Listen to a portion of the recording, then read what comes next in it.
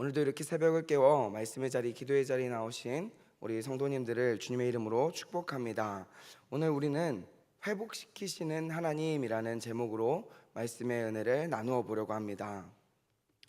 우리가 지난주 토요일부터 함께 살펴보고 있는 에스겔서 37장의 말씀은 이 에스겔서 전체의 내용 중에서도 가장 핵심 중에 핵심이라고 이야기할 수 있고, 또 우리가 가장 유명한 말씀이라고 부를 수도 있는 이 마른 뼈 환상에 대한 이야기입니다. 그렇다면 오늘 우리가 함께 읽은 이 에스겔서 37장의 말씀은 에스겔서 전체의 흐름 속에서 어떤 내용을 이야기하고 있는 것일까요? 그것은 에스겔서 1장부터 24장을 통해서 남유다, 즉 예루살렘을 향한 하나님의 심판이 임하고 난 다음에 어떻게 하나님이 다시 이스라엘 백성들을 회복시키실 것인지에 대해서 이야기하고 있는 말씀이라고 볼 수 있습니다.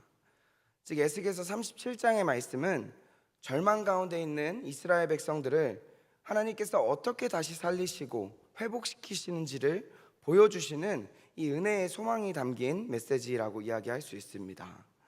그렇다면 저는 오늘 말씀을 살펴보면서 하나님의 심판이 임하고 난 다음에 이스라엘 백성들의 모습은 어떠한 모습이었는지, 또한 하나님이 회복시키시고 난 다음에 이스라엘 백성들이 어떠한 모습으로 변하게 되었는지를 이 두 부분으로 나누어서 살펴보려고 하는데요. 먼저 첫 번째로 하나님의 심판이 임하고 난 다음에 이스라엘 백성들의 모습을 살펴보고자 합니다. 우리 11절 말씀을 다시 한번 같이 함께 읽어보도록 하겠습니다. 11절입니다. 시작. 또 내게 이르시되 인자야, 이 뼈들은 이스라엘 온 족속이라. 그들이 이르기를 우리의 뼈들이 말랐고 우리의 소망이 없어졌으니 우리는 다 멸절되었다 하느니라. 아멘. 우리가 방금 읽은 11절 말씀은 사실 에스겔서 37장 1절부터 10절까지 나오는 이 마른 뼈 환상에 대한 이야기를 하나님께서 설명해 주시는 말씀이라고 볼 수 있습니다. 그래서 지난주 토요일에 우리 새벽 말씀을 통해서 살펴보았듯이 하나님의 심판이 임한 이후에 이스라엘 백성들의 모습은 마치 골짜기에 널려있는 마른 뼈와 같았습니다. 이 마른 뼈와 같았다라는 의미는 어떤 모습을 나타내는 것입니까? 숨이 붙어있는 사람도 아니고 죽은 지 얼마 되지 않은 시신도 아니라 아예 살아날 가능성이 없는 상태를 이야기하는 것입니다.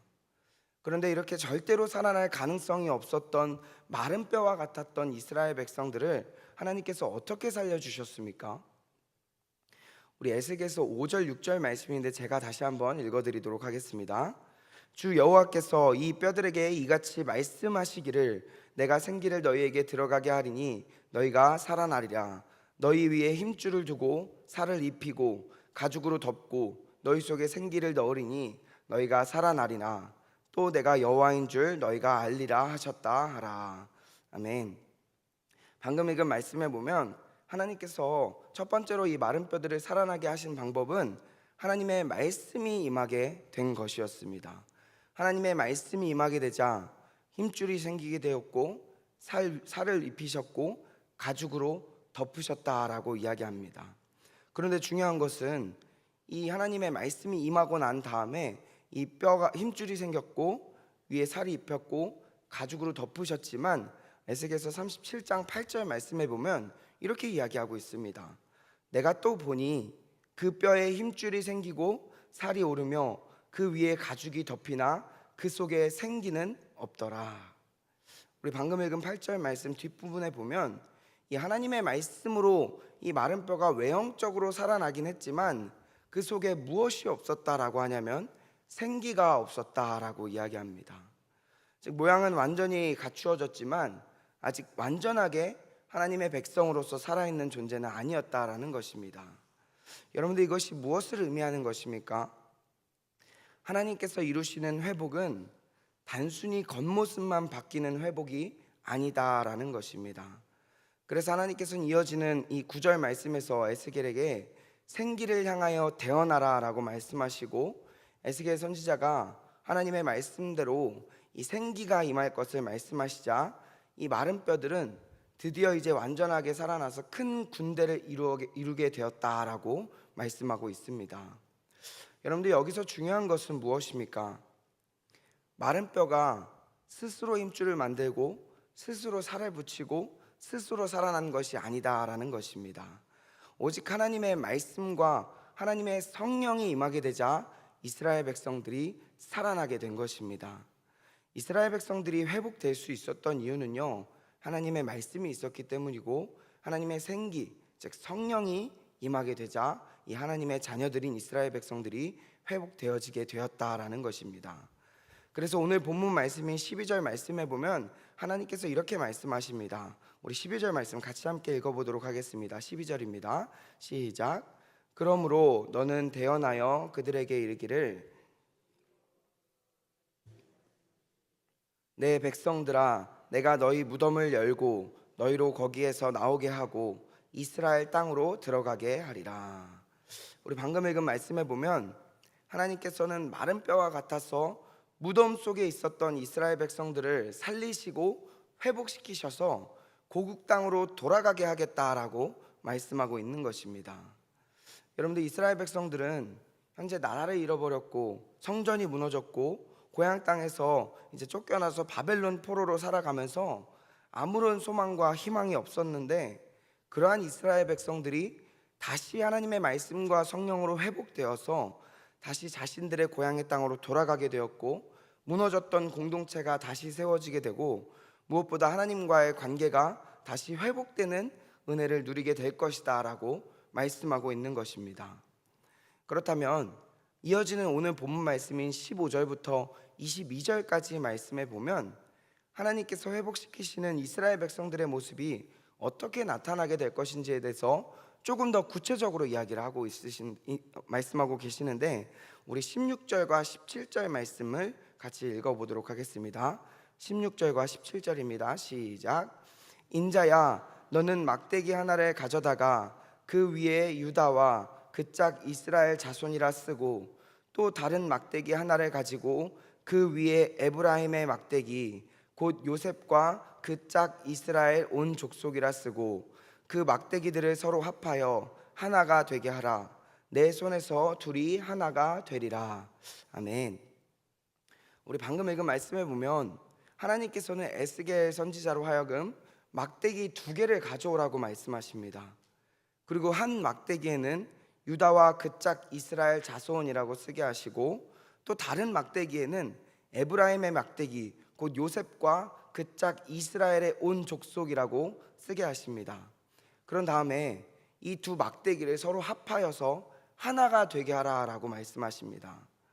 그렇다면 이 두 막대기는 무엇을 의미하는 것입니까? 한 막대기는 남유다를 의미하는 것이고, 다른 막대기는 북이스라엘을 의미하는 것입니다. 원래 이스라엘 백성들은 이 하나의 나라였지만 솔로몬 왕 이후에 남유다와 북이스라엘로 나뉘어지게 되었습니다.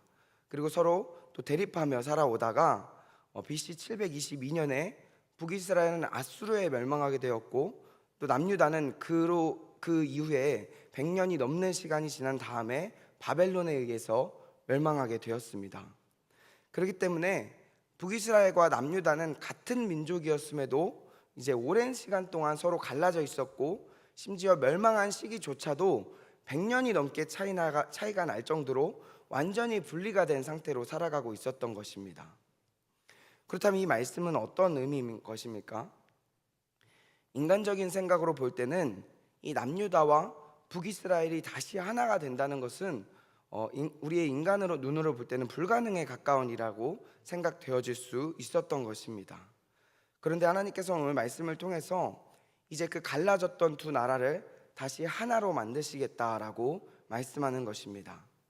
즉, 하나님께서 이루시는 회복은 단순히 포로 생활에서 벗어나서 고향 땅으로 돌아가는 것만을 의미하는 것이 아니라, 오랫동안 깨어지고 분열되었던 공동체가 다시 하나가 되고 서로 갈라져 있었던 백성들이 하나님 안에서 다시 연합하게 되는 회복을 이야기하는 것입니다. 사랑하는 성도님들, 하나님이 말씀하시는 회복은요, 마른 뼈와 같았던 이스라엘 백성들을 살리시고 난 다음에 또한 분열된 백성도 하나 되게 하시는 회복의 하나님이시다라는 것을 말씀하고 있는 것입니다. 그렇다면 저는 오늘 말씀을 정리하면서 하나님께서 오늘 우리에게 주신 이 말씀을 통해서 어떠한 말씀을 하시는지 두 가지로 정리를 하고 말씀을 마치려고 하는데요. 첫 번째입니다. 첫 번째는 하나님은 소망 없는 인생을 살리시고 회복시키시는 하나님이심을 기억해야 한다라는 것입니다. 우리 본문 말씀인 11절 말씀을 다시 한번 살펴보면 이 이스라엘 백성들은 자신들의 모습을 바라보면서 스스로가 우리의 뼈들이 말랐고 우리의 소망이 없어졌으니 우리는 다 멸절되었다라고 이야기하고 있습니다. 그런데 하나님께서는 그러한 아무런 소망도 희망도 없었던 이스라엘 백성들을 향하여서 말씀하시고 생기를 불어넣으셔서 이 마른 뼈를 살리시고 무덤을 열어 나오게 하시고 다시 고국 땅으로 돌아가게 하시겠다라고 말씀하고 계시는 것입니다. 이 말씀은 우리의 연약한 생각으로 볼 때에 절대로 회복될 수 없을 것 같고 불가능할 것 같은 그런 상황 속에서도 하나님은 회복시키시고 살리시는 분이심을 기억해야 한다라는 것입니다.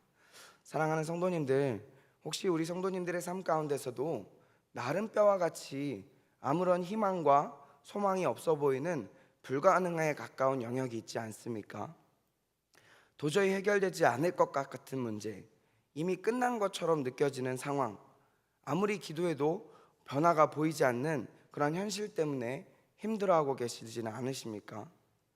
그런데 오늘 말씀을 통해서 하나님께서는 그러한 우리 사람의 눈에는 마른 뼈와 같아서 살아날 소망이 없어 보일지라도 하나님의 말씀과 성령이 임하게 되면 다시 살아날 수 있다라는 것을 말씀하고 계시는 것입니다. 그렇기 때문에 우리는 무너진 자리에서 낙심하지 마시고 다시 하나님의 말씀 앞에 서서 기도로 나아갈 수 있는 우리 모두가 되었으면 좋겠습니다. 두 번째입니다. 하나님은 분열된 공동체를 하나 되게 하시는 하나님이심을 기억해야 한다라는 것입니다. 오늘 본문 말씀에 보면 갈라져 있던 두 막대기인 남유다와 북이스라엘을 하나로 만들겠다라고 말씀하셨습니다. 인간적인 시각으로 볼 때는 남유다와 북이스라엘이 다시 하나가 된다라는 것은 불가능해 보일 수 있는 상황이었습니다. 그런데 하나님께서는 그 두 막대기를 하나로 붙이시며 내가 그들을 다시 하나가 되게 하시겠다라고 말씀하고 계십니다. 즉 하나님께서는 죽은 것을 살리실 뿐만 아니라 깨어진 것도 회복시키시는 분이다라는 것입니다. 사랑하는 성도님들, 혹시라도 우리 성도님들의 삶 가운데 깨어진 관계가 있지는 않으십니까?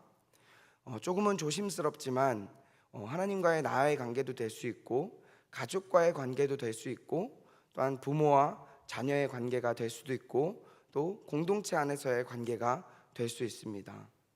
이와 같이 우리의 생각으로는 도저히 이 관계는 회복될 수 없을 것 같다, 다시는 예전처럼 돌아갈 수 없을 것과 같다라는 그런 생각되어지는 그런 관계가 있지는 않으십니까?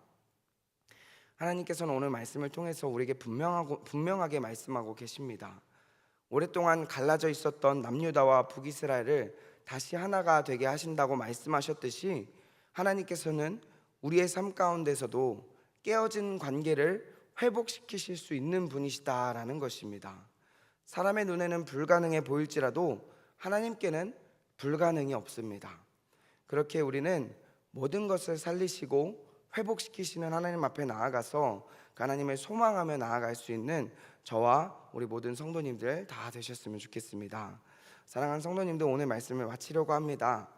오늘 우리에게 주신 이 말씀을 기억하면서 모든 것을 살리시는 하나님께 소망을 두고 살아가시는 저와 우리 모든 성도님들 다 되시기를 주님의 이름으로 축복합니다. 기도하겠습니다.